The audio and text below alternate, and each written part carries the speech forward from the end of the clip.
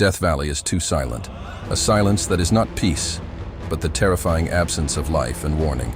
There is no wind, only a scorching breeze, like the constant breath of an oven. There are no birds, only the distant illusory ringing in the temples. Nothing moves but the asphalt, which ripples under the intense heat, turning the road into a liquid, deceptive mirror. And this stillness is what is most treacherous, because here, danger doesn't chase you. It simply settles in, patiently, and waits. Everyone knows in theory that Death Valley is hot. It is a statistical truth, a geographical fact. But few, very few, understand how it truly kills. It's not the heat that immediately inflicts pain, like fire. It's the heat that doesn't hurt, that sneaks in, that works from the inside out, undermining will and reason before touching the flesh. Dehydration, the initial betrayal, begins even before the body, in its primitive wisdom, asks for water. The brain, with its insatiable thirst for electrolytes and stability, begins to fail in its most basic functions before fear, the most useful survival instinct, even surfaces. And this story, that of Mark and Sarah, begins at exactly this point. They knew exactly where they were. They weren't reckless adventurers, but experienced tourists. The road was known, a consecrated tourist route, with signs every kilometer and a map working perfectly on the console. Their mistake wasn't getting lost. It was trusting too much in what seemed safe, in the predictability of technology, and in the tested endurance of the human body. They had read the warnings, but they hadn't understood them.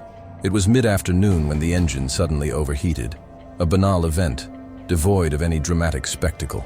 There was no explosion, no dense smoke, no metallic sound of something breaking, just silence. The car choked, coughed one last time, and stopped. In less than 10 minutes, the vehicle, their promised refuge, turned into a closed, relentless oven. The steering wheel, once a firm support, burned to the touch. The leather seats emitted a chemical, scorching odor. The air inside the cabin became unbreathable, a thick soup of heat and exhaustion. The shelter quickly transformed into the most immediate threat. Mark and Sarah did what anyone would do: wait for help. The cell phone, despite showing no service, was a psychological crutch. They had told their hosts they would be back by nightfall. Someone would notice the delay. The rescue system would kick in. It was a matter of time. But Death Valley does not operate on human time. Here, the difference between 1 hour and the next can be the thin line between walking out and never leaving. The sun, the only witness, rose in its slow, relentless arc. The heat increased, becoming a physical pressure on the ribcage. The water, stored in plastic bottles, heated up to the temperature of lukewarm tea. Drinking the scalding liquid brought no relief, but an immediate nausea, a reflux from the organism itself rejecting the futile attempt at cooling. This was the most dangerous moment of their journey, the threshold of survival they crossed without realizing it. They did not feel extreme thirst. The body, in a perverse defense mechanism, had turned off the thirst alarm. They did not feel intense pain. They only felt a strange fatigue, a lethargy that seemed like an irresistible sleep. The brain had begun to conserve energy, to shut down non-essential systems. Logic, the pillar of all their decisions until then, was subtly failing. The worst of all, the fear disappeared. And when fear vanishes, the perception of risk dissolves. And the worst, most irrational decisions arise not because they are logical, but because they seem like the only necessary thing to do. We have to go. We have to get out of here. The phrase was said by Sarah, but her voice already sounded strange, distant, as if coming from someone else. The landscape was warping. The asphalt rippled like water, a black river under the sun. The horizon trembled, and the optical illusion made a distant ridge, a promise of shade, seemed to be only a kilometer away. Mark nodded in agreement. The decision seemed simple, immediate. Walk. Get out of the oven. They began to walk, leaving the car behind. Each step felt light at first, a false sense of freedom, but their bodies were burning from the inside. Cooling by sweat had become ineffective. The sweat that emerged evaporated instantly, not drawing away heat, but only wasting the final supply of water. They walked separated by a few meters. Mark in front, Sarah right behind. Communication still existed. "Are you okay?" "Yes, just a little dizzy," until one of them stopped answering. Mark, looking back, realized Sarah hadn't fallen. She simply stopped, rigidly, in the middle of the shimmering asphalt. She didn't scream. She didn't stumble. She just stopped, immobile. This is the classic sign of thermal failure, the collapse of the body's regulatory system. It is the moment when hypothermia reaches the hypothalamus, and the brain, unable to distinguish what is real or vital, simply shuts down the body like a blown fuse. It is a state of terminal drowsiness, and almost no one recognizes it in time. Mark ran back. The run seemed like slow motion, a viscous nightmare.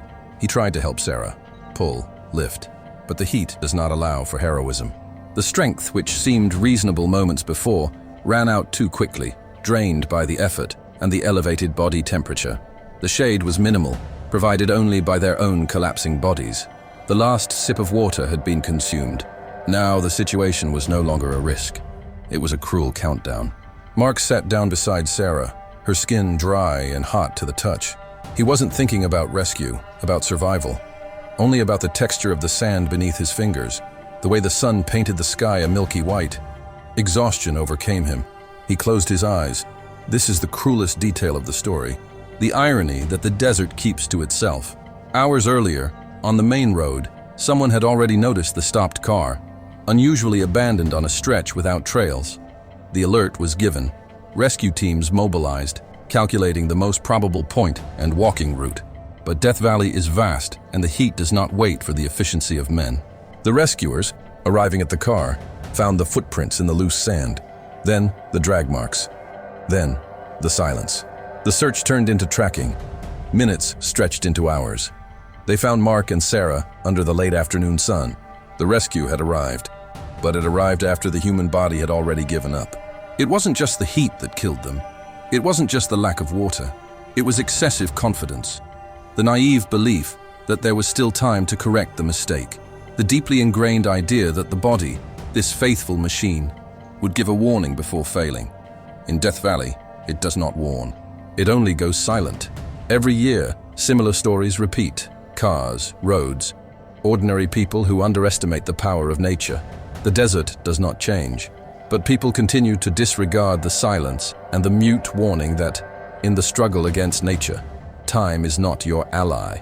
The human body, fragile and complex, is just the most sensitive part of the mechanism that gives way first. And when it gives way, the silence of Death Valley becomes absolute.